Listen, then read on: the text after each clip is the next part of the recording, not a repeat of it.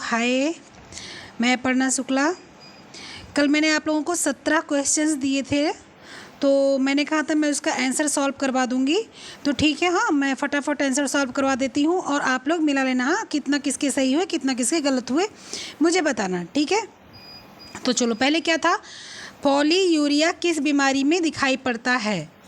तो पॉलीयूरिया किस में दिखाई पड़ता है? पॉलीयूरिया दिखाई पड़ता है डायबिटीज़ में। डायबिटीज़ में क्या दिखाई देता है? पॉलीयूरिया। तो इसको कैसे हम जो है निकाल लेते हैं पॉलीयूरिया को? देखो, अब टाइफाइड में क्या होता है? टाइफाइड में क्या होता है? पहले तो ये तो जो है डायबिटीज़ पता चल गया कि पॉलीयूरिया होता है, पॉलीडिप्सिया होता है, ठीक है। तो पॉलीयूरिया यह बीमारी मधुमेह में दिखाई पड़ती है, ठीक है। पॉलीडिप्सिया प्यास बहुत अधिक लगती है, ठीक है। पॉलीयूरिया इसमें मूत्र बहुत त्यागने का मन करता है, तो ये पॉलीयूरिया हो गया। टाइफाइड पता है कि टाइफाइड कैसे होता है? जो है बुखार होता है, टाइफाइड गंदगी से होता है, मच्छर काटता है तब टाइफाइड होता है। टीबी मैंने आज एनसीईआरटी करा दी थी, उसमें मैंने टीबी बता दिया था। आज नहीं, कल मैंने एनसीईआरटी कराई थी, उसमें मैंने टीबी आपको बता दिया था। टीबी की क्या समस्या है, टीबी कैसे होता है, टीबी के मैंने सारे प्रकार बता दिए थे। जाकर एनसीईआरटी उसको वॉइस नोट है, सुन लेना। फिर नेक्स्ट क्वेश्चन क्या है? नेक्स्ट क्वेश्चन है, रसोई गैस ईंधन के रूप में उपयोग होता है। रसोई गैस स्टोव ईंधन के रूप में प्रयोग होता है। कौन सा? एलपीजी रसोई गैस स्टोव ईंधन के रूप में उपयोग किया जाता है। यह द्रवित पेट्रोलियम गैस है, लिक्विड पेट्रोलियम गैस एलपीजी का मतलब होता है, ठीक है। डीजल पता है, गाड़ी कार में पड़ता है। लकड़ी पता है, लकड़ी मतलब वुड मतलब लकड़ी। लकड़ी जो है चूल्हे पर जो खाना बनता है उसको कहते हैं, ठीक है। और पेट्रोल डीजल आपको पता है। नेक्स्ट आगे चलते हैं। दूध का प्रयोग किस धब्बे को मिटाने के लिए किया जाता है? तो दूध का प्रयोग बाल पेन स्याही मिटाने के लिए किया जाता है, ठीक है। दूध का प्रयोग किस लिए किया जाता है? कि बॉल पेन की जो स्याही है उसको मिटाने के लिए किया जाता है। खून का धब्बा मिटाने के लिए क्या किया जाता है? ठंडे पानी व साबुन के घोल से खून का धब्बा छुड़ाया जाता है। क्यों? क्योंकि जो है खून में प्रोटीन होता है, अगर गर्म उसको कर देंगे, गर्म पानी डाल देंगे तो खून जम जाएगा। और अगर खून का धब्बा एकदम साफ करना है तो कुछ बूंद इसमें अमोनिया मिलाया जा सकता है। हल्दी का धब्बा कैसे छूटता है? हल्दी के धब्बे के लिए वस्त्र पर जहाँ दाग लगा हो वहाँ साबुन रहित गर्म जल डालें और इसके बाद धुलकर धूप में सूखने के डाल दें तो हल्दी जो होती है वो उड़ जाती है। नेल पॉलिश का धब्बा, मैंने नेल पॉलिश का धब्बा आप लोगों को बता रखा है कैसे छूटता है। उसको आप मिट्टी के तेल से, आप उससे क्या बोलते हैं, जो होता है ना जिसे पेंट करते हैं उसको, तारपीन के तेल से, इन सब से आप उसको छुड़ा सकते हैं, ठीक है। फिर नेक्स्ट क्वेश्चन क्या है? धुलाई वाला सोडा किस धब्बे को मिटाने के लिए प्रयोग किया जाता है? तो किसके मिटाने के लिए प्रयोग किया जाता है? तो चिकनाई, धुलाई वाला सोडा से चिकनाई हटाई जा सकती है। मोम का धब्बा खूरच कर छुड़ा दिया जाता है और धब्बे को जो है ब्लॉटिंग पेपर दोनों तरफ रख के खूब गर्म प्रेस कर दिया जाता है, छूट जाता है। लिपस्टिक का मैंने बता रखा है कि मेथिलेटेड स्पिरिट से दाग स्पंज करना चाहिए, इसके बाद वो छूट जाता है, फिर साबुन वगैरह से धुल दो, साफ़ हो जाता है, ठीक है। सबको पता है लिपस्टिक का धब्बा कैसे छूटता है, सब लोग लिपस्टिक लगाते हैं, उसमें कोई बताने वाली बात नहीं है। चलो आगे चलते हैं, ठीक है। किसी भी डिजाइन के सभी भागों में वह संपूर्ण वस्तु के आपसी तालमेल को क्या बोलते हैं? अब आपसी तालमेल को क्या बोलेंगे? जानते हो क्या बोलेंगे? अनुपात बोलेंगे। अनुपात मतलब कि जो है सब चीज़ें बराबर हों। अनुपात मतलब सारी चीज़ें बराबर हो। संतुलन किसको बोलते हैं? संतुलन बोलते हैं कि जो सारी चीज़ें संतुलित हों, मतलब थोड़ा सा ये, थोड़ा सा ये, थोड़ा सा ये। उसी तरह अनुपात है कि अनुपात क्या होता है? किसी भी डिजाइन जो होती है सभी भाग में आपस में तालमेल बैठे, ठीक है। फिर आगे चलते हैं। नेक्स्ट क्वेश्चन क्या था? नेक्स्ट था परिधान में संरचनात्मक डिजाइन उत्पन्न किया जाता है। परिधान जो होता है उसमें संरचनात्मक डिजाइन किससे करते हैं? तो संरचना की बात हो रही। संरचना मतलब समझ रहे हैं, स्ट्रक्चर डिजाइन। स्ट्रक्चर मतलब होता है कि आस्तीन का कटिंग चेंज कर दो, कॉलर चेंज कर दो, कपड़े की कटिंग चेंज कर दो, साड़ी में कुछ फ्रिल वगैरह लगा लो, तो ये स्ट्रक्चर हो गया। तो इसको क्या बोलते हैं? लेस के द्वारा कपड़ा सुंदर किया जाता है, वो अलग सी बात हुई। कढ़ाई अलग सी बात हो गई, सितारा अलग सी बात हुई। जो कॉलर है उससे स्ट्रक्चर बदल जाता है। ठीक है, नेक्स्ट चलते हैं। फैशन चक्र दिखता है। फैशन चक्र कैसे दिखता है? फैशन चक्र घंटीनुमा दिखता है, वी आकार का दिखता है, यू आकार का दिखता है, कैसे दिखता है?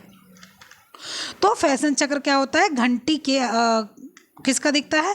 फैशन चक्र दिखता है घंटी के आकार का। घंटी के आकार फैशन चक्र दिखता है कैसे?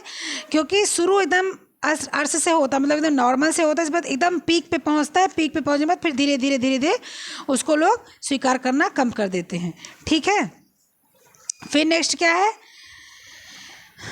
नेक्स्ट है सूती कपड़े पर गहरा काला रंग प्राप्त करने के लिए प्रयोग में क्या लाया जाता है? तो कैसे प्रयोग करेंगे? काला रंग कैसे लाएंगे? काला रंग लाएंगे हम लोग सल्फर रंजक के द्वारा। सल्फर रंजक के द्वारा क्या होता है? यह पहली बार 1879 में बनाया गया था। इसको नोट कर लीजिएगा। कितने बार? पहली बार 1879 में बनाया गया था।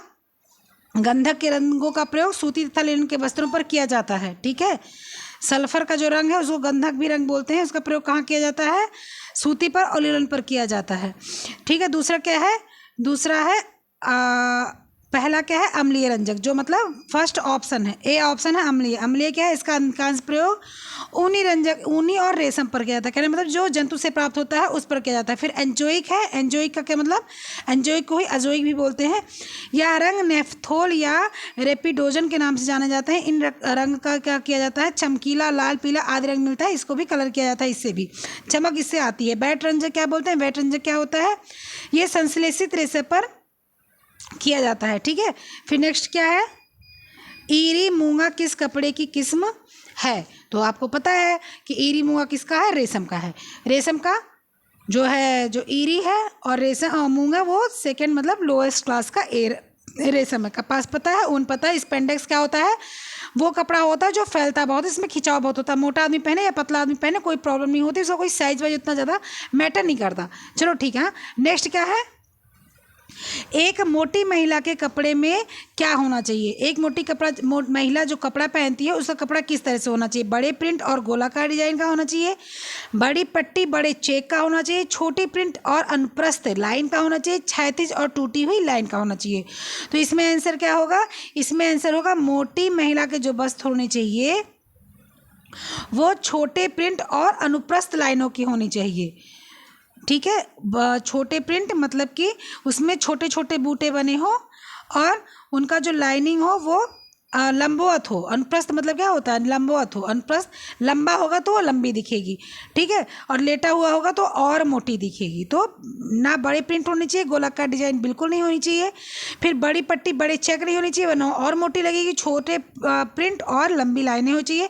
क्षैतिज मतलब लेटी हुई लाइनें और टूटी हुई लाइनें बिल्कुल नहीं होनी चाहिए वरना वो और अधिक मोटी लगेगी। चलो ठीक है, नेक्स्ट क्या है? धागे जो सेल्वेज के समकक्ष रखे जाते हैं, धागे जो सेल्वेज के समकक्ष रखे जाते हैं उनको क्या बोला जाता है? उनको बोला जाता है ताना। सेल्वेज से तात्पर्य क्या है? वस्त्रों की किनारी, सभी प्रकार के वस्त्रों के दोनों ओर आधा इंच की जो किनारी रहती है उसको सेल्वेज बोलते हैं। मैंने इसको आपको पढ़ाया हुआ है कि अंगोछा वगैरह होता है, धोती वगैरह होती है तो उसमें बहुत पतली किनारी बनती है, तो क्या होता है? वो ताने पर बनता है, इसलिए वो बहुत मजबूत होता है। ठीक है, बाना पता है, लेटा हुआ धागा है उस पर किनारी नहीं बनती है। ठीक है, किनारी हमेशा ताने पर बनती है। कता मतलब कता वाला जो चीज़ है वो सूत है, कता सूत है। और उत्सूत्र क्या मतलब होता है? उत्सूत्र मतलब उपसूत्र, जो सूत्र जो होता है उसके साथ एक और सूत्र मिलाकर कपड़ा बनता है उसको बोलते हैं। ठीक है, फिर नेक्स्ट क्या है? लिस्ट 1 से लिस्ट 2 का मिलान कीजिए। तो लिस्ट 1 से लिस्ट 2 का मिलान कैसे होगा? क्या पूछा है कि कपास कहाँ जाएगा? तो कपास क्या है? कपास सेलुलोजिक फाइबर है। ठीक है, कितना है इसमें? 40 से 90% तक सेलुलोज, 5 से 8% तक जल का अंश रहता है। ठीक है, फिर क्या है? फिर सिल्क है। सिल्क क्या है कि जो है इसमें 2 तत्व होते हैं, एक सेरेसिन गोंद होता है, एक फाइब्रिन प्रोटीन होता है। तो गोंद के ताने और तंतु। ठीक है, फिर ऊन आ गया। ऊन क्या है?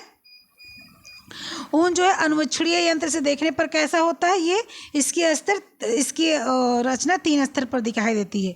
ठीक है, तो वायु स्पेस युक्त मेडुला, मेडुला कहाँ रहता है, ऊन में रहता है। ठीक है, फिर चौथा क्या है, फिर चौथा है रेयान। रेयान का क्या जाएगा, रेयान का जाएगा मध्य स्तर कॉन्टेक्स, और रेयान जाएगा कहाँ पर, रेयान मानव निर्मित पे चला जाएगा ना, मानव निर्मित होगा यहाँ पर रेयान। कपास कहाँ गया, सेलुलोज पर गया। सिल्क कहाँ गया, गोंद के दाने जैसे तंतु पर गया। ऊन कहाँ गया, ऊन तंतु पर गया, ऊन हाँ वहाँ पर गया, तंतु पर लगेगा। और रेयान कहाँ गया, वाई स्पेस युक्त मेडुला। ठीक है, ये थोड़ा सा मतलब ये हो गया ना, वो थोड़ा सा डिस्टर्ब हो गया, तो मैं इसको ऐसे बता देती हूँ।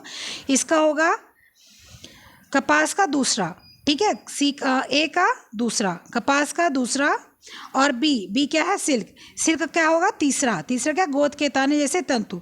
और फिर क्या है, सी का क्या है, सी का जाएगा चौथा यानी कि मेडुला। और डी का क्या है, डी का जाएगा पहला, रेयान यानी तंतु। ठीक, समझ गए, चलो आगे बढ़ते हैं। फिर क्या है, धुलाई एक कर्मक है, धुलाई एक कर्मक है। तो कैसा कर्मक है, कैंची, सुई, दर्जी या चौक। धुलाई दुकान, दर्जी की दुकान। डिटर्जेंट, नील, माड़। धुलाई मशीन और टब। तो कर्मक क्या है, डिटर्जेंट, नील और माड़। ठीक है, तो इसमें क्या होगा, डिटर्जेंट, नील और माड़। फिर क्या है, कैंची, सुई, दर्जी का चक, ये दर्जी का चीज़ है, धुलाई का काम नहीं करता। धुलाई की दुकान और दर्जी की दुकान, तो धुलाई यानी धोबी हो गया, दर्जी यानी दर्जी हो गया, तो इससे कोई धुलाई से कोई मतलब नहीं है। धुलाई मशीन और टब, धुलाई मशीन तो मशीन का काम हो गया, तो इसमें कोई कर्मक नहीं हो गया। और टब पानी भरने वाला चीज़ होगा, इसमें कर्मक मतलब जो धुलाई में कपड़े में उपयोग किया जाए। तो डिटर्जेंट मतलब सर्फ कपड़े के लिए, नील कपड़े के लिए, माड़ कपड़े के लिए। ठीक है, आगे बढ़ते हैं। कपड़े बनाने की ड्रैपिंग विधि में वस्त्र बनाने के लिए प्रयोग किया जाता है, क्या प्रयोग किया जाता है, केवल मानक नमूने, वास्तविक आकार की डमी, जीवित व्यक्ति, चपटे नमूने। क्या पूछ रहा है, कपड़े बनाने की ड्रेपिंग विधि में वस्त्र बनाने के लिए प्रयोग किया जाता है। तो इसमें क्या आएगा, इसमें आएगा वास्तविक आकार की डमी। जो डमी होती है, देखा है ना, दुकान पे लगा रहता है।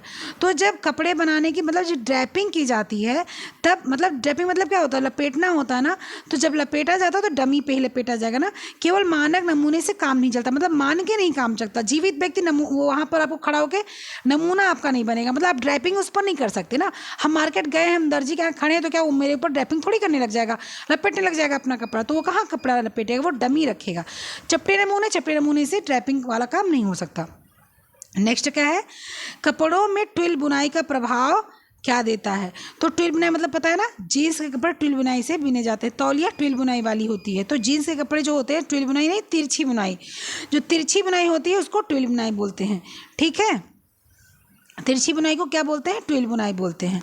ट्विल बुनाई से तैयार वस्त्र की सतह पर तिरछी धारियाँ दिखाई देती हैं, तो उनको ट्विल बुनाई बोली जाती है। पड़ी रेखा मतलब जो गिरी हुई जो बाना होता है उसको पड़ी रेखा बोलते, ताना बाने वाली बुनाई को बाना वाली बुनाई होगी। तिरछी रेखा ट्विल बुनाई हो गया, खड़ी रेखा ताना हो गया, आड़ी तिरछी रेखा, तो आड़ी तिरछी रेखा मतलब कि जो तिरछी मतलब सीधी जा रही है, तिरछी जा रही, तो वो दूसरी कपड़े की बुनाई हो गई। मतलब कपड़ों पे ट्विल बुनाई है वो तिरछी रेखा जाती है। ठीक है, फिर 16 नंबर क्या है, सूत जो एक जानवर या कीड़े के कोकून से बनता है। अब देखो, एक जानवर अगर होता सिर्फ तो ऊन आता, लेकिन यहाँ पर क्या बोला है, जानवर या कीड़े के कोकून से बनता है। ठीक है, तो जानतो रेशे में रेशम भी आता है और ऊन भी आता है। रेशम जानवर में नहीं आता, लेकिन जानतो रेशे में आता है। तो इसमें क्या होगा, यहाँ ऊन नहीं लगाना, यहाँ पर रेशम लगेगा। क्यों, क्योंकि यहाँ कीड़े के कोकून से बनता है, इसलिए कीड़े का कोकून यहाँ पर मेंशन है, तो यहाँ रेशम आएगा।